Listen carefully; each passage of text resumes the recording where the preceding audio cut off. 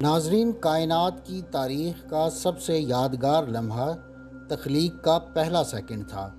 تخلیق کے اس عمل کے پہلے سیکنڈ میں زمان و مکان یعنی ٹائم اور سپیس سے لے کر میٹر اور انرجی سمیت ہر چیز پیدا ہوئی۔ ٹائم اور سپیس یک لخت ایک دھماکے سے وجود میں آ گئے تھے اور اسی سے کائنات کا جنم ہوا تھا۔ یہی وہ لمحہ تھا جس میں مالک کائنات نے کہا کہ کن، تو سب کچھ اس کے حکم کے مطابق ایک لمحے میں ہو گیا۔ اس بات سے قطع نظر کہ کائنات کتنی لمبی عمر پائے، اس سے پہلے سیکنڈ میں اتنی چیزیں ہوئی تھیں جتنی آنے والی کائنات کی تاریخ میں بھی شاید نہیں ہوں گی۔ اس سے پہلے سیکنڈ میں ہمارے سمیت کائنات میں موجود ہر چیز پیدا ہوئی، لہٰذا اس پہلے سیکنڈ کو سمجھنے سے ہی کائنات کو سمجھا جا سکتا ہے۔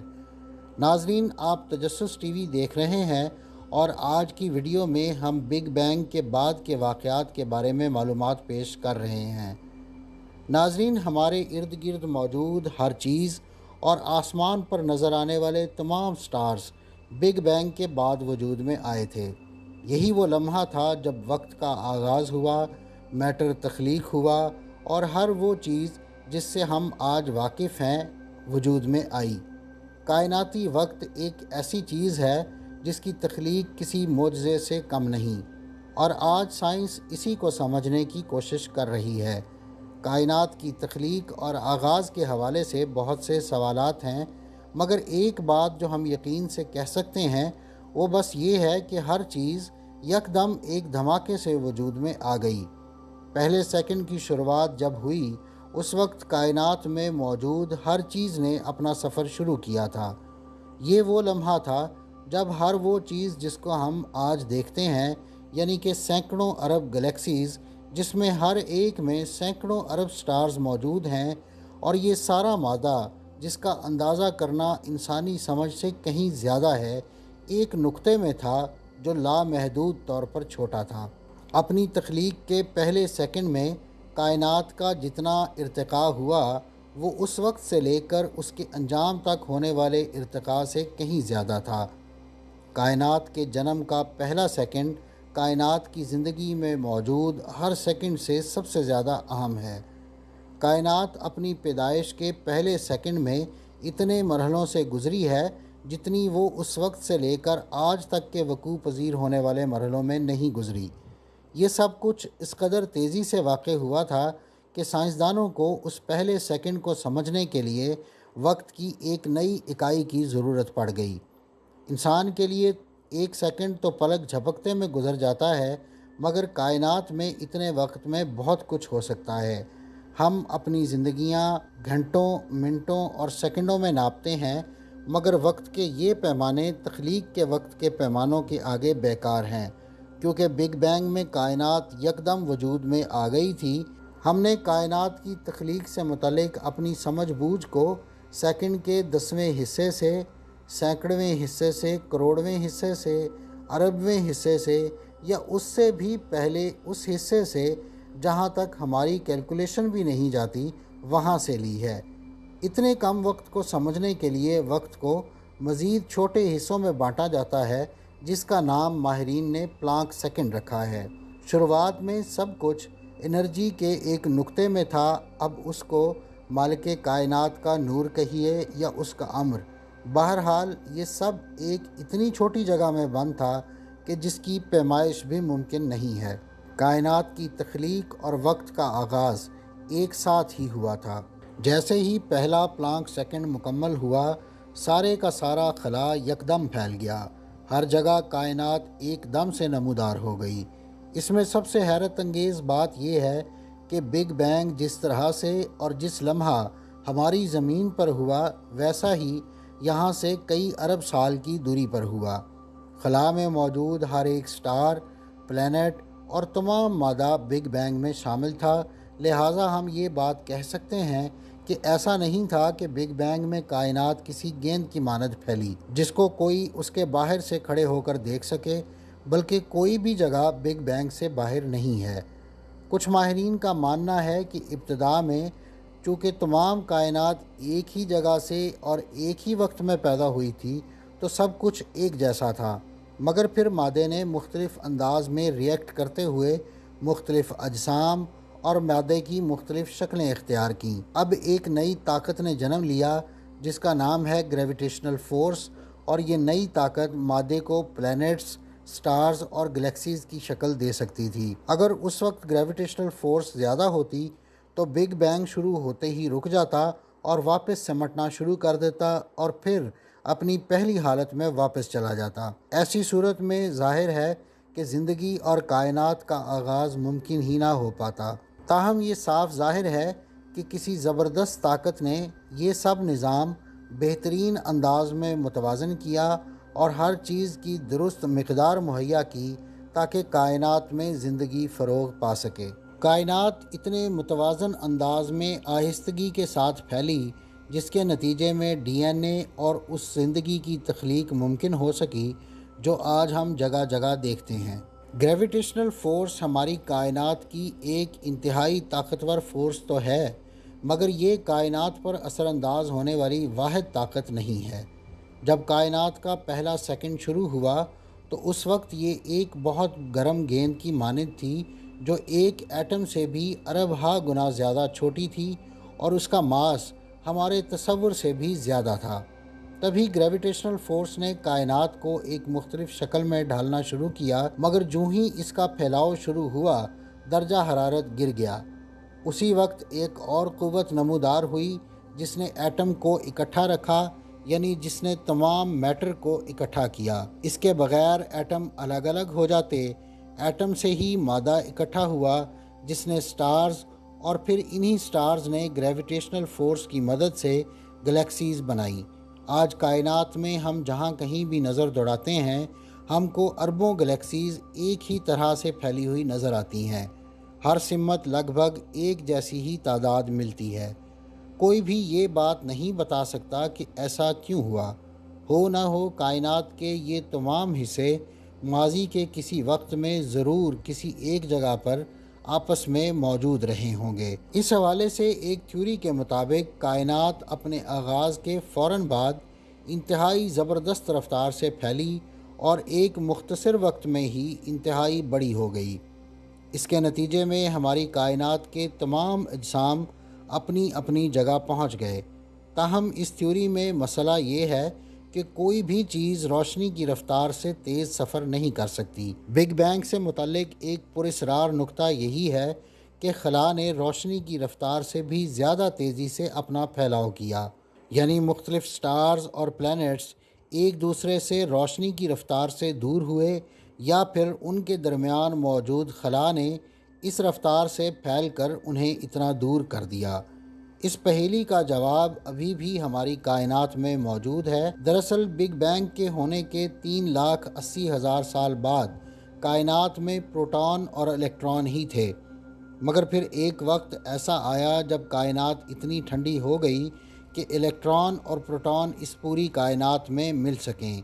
ان کے اس ملاپ سے مائکرو ویو ریڈیشن پیدا ہوئیں جو آج بھی خلا میں موجود ہیں۔ یہ کائنات میں پیدا ہونے والی ابتدائی ریز تھیں۔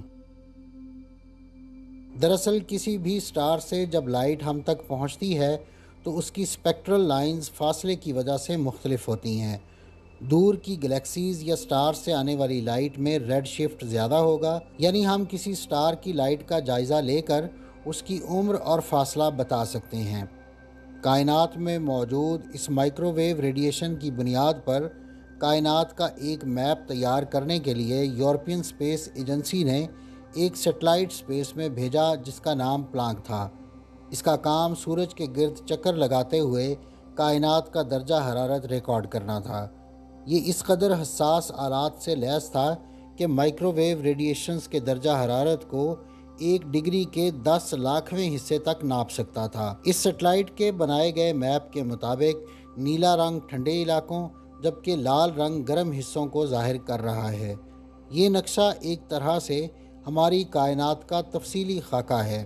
جب ہم اس نقشے کو دیکھتے ہیں تو ایک طرح سے ہم ماضی میں جھانک رہے ہوتے ہیں اور تخلیق کے اولین وقت کو دیکھ رہے ہوتے ہیں، مگر سائنسدانوں کو کسی ایسے ثبوت کی تلاش ہے جو بغیر کسی اختلاف کے مستند انداز میں کائنات کے آغاز کے بارے میں سوالات کے جواب دے سکے۔ اس حوالے سے ایک اہم دریافت گریویٹیشنل ویوز ہیں۔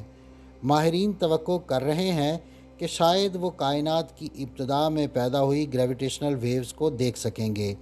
یہ خلا میں ایسے سفر کرتی ہیں جیسے لہریں کسی تالاب میں سفر کرتی ہیں۔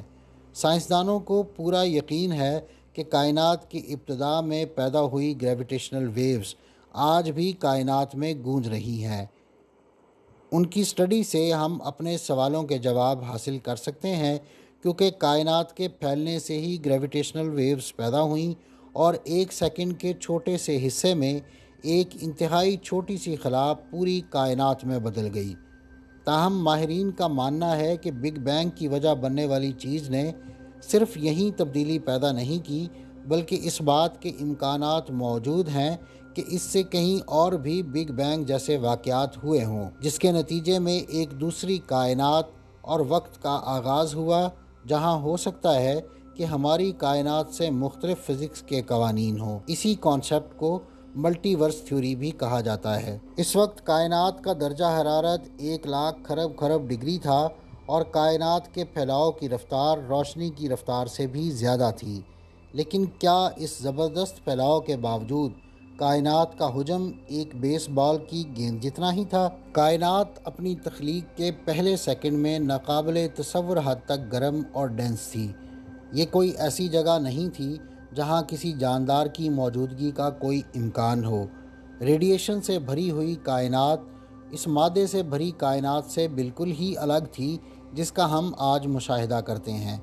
بہت زیادہ گرم ہونے کی وجہ سے ایٹم بننا بھی ناممکن تھے۔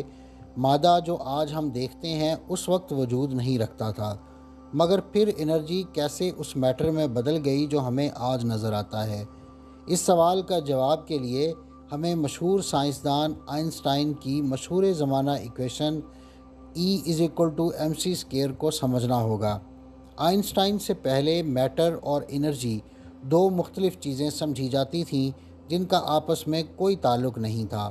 آئنسٹائن نے ثابت کیا کہ یہ دونوں دراصل ایک ہی چیز کی مختلف شکلیں ہیں۔ آئنسٹائن یہ بات سمجھ گیا تھا کہ مادہ کنسنٹریٹڈ انرجی ہے، اور اگرچہ کائنات کے آغاز میں انرجی سے پیدا ہونے والا میٹر اس کے الٹ ہے، مگر دراصل یہ اسی پرنسپل کے تحت کام کرتا ہے۔ یعنی بگ بینگ میں الٹا کام ہو رہا تھا، یعنی انرجی میٹر میں بدل رہی تھی، مگر وہ میٹر اس میٹر سے بہت الگ تھا جس کا مشاہدہ ہم آج کی دنیا میں کرتے ہیں۔ دراصل جب کائناتی پھیلاؤ سے درجہ حرارت کم ہونا شروع ہوا تو میٹر کے بننے کا عمل شروع ہوا، اور انتہائی چھوٹے ذرات، کوارکس، جو مل کر پروٹون اور نیوٹران بناتے ہیں، جن سے پھر ایٹم اور میٹر بنتا ہے۔ سائنسدانوں نے لیبارٹری میں اس تھیوری کو ٹیسٹ کرنے کے لیے ایک ماحول بنایا اور کامیابی سے ان ذرات کو ایٹم سے الگ کیا۔ تاہم ابتدائی کائنات میں اس طرح سے میٹر کی تخلیق کا عمل شروع ہوا تھا۔ کائنات اپنی تخلیق کے پہلے سیکنڈ سے تیزی سے گزری۔ اس نے اپنی شروعات ایک پروٹون سے بھی 1 ارب گنا زیادہ چھوٹے نقطے سے کی تھی۔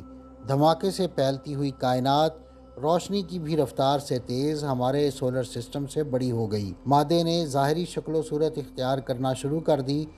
تاہم ماہرین کے مطابق چونکہ اس وقت ابھی گریویٹیشنل فورس موجود نہیں تھی، تو اس لیے اس میٹر کا وزن بھی نہیں تھا۔ لہٰذا یہی وجہ تھی کہ وزن نہ ہونے کے باعث اس میٹر نے روشنی کی رفتار سے کائنات میں سفر کیا۔ کائنات کی تخلیق کا راز سمجھنے کے لیے آخری نقطہ یہی تھا کہ جب آغاز میں کسی پارٹیکل کا کوئی ماس نہیں تھا تو پھر ان کا ماس کیسے پیدا ہوا؟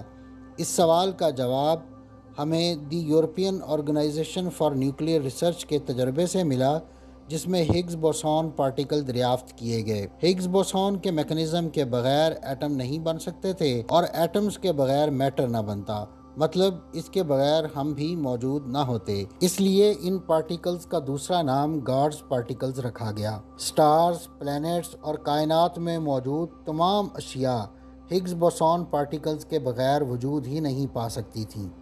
مگر اس دوران ایک اہم ڈیولپمنٹ یہ بھی ہوئی کہ یونیورس میں میٹر کے بننے کے ساتھ ہی اینٹی میٹر بھی پیدا ہوا۔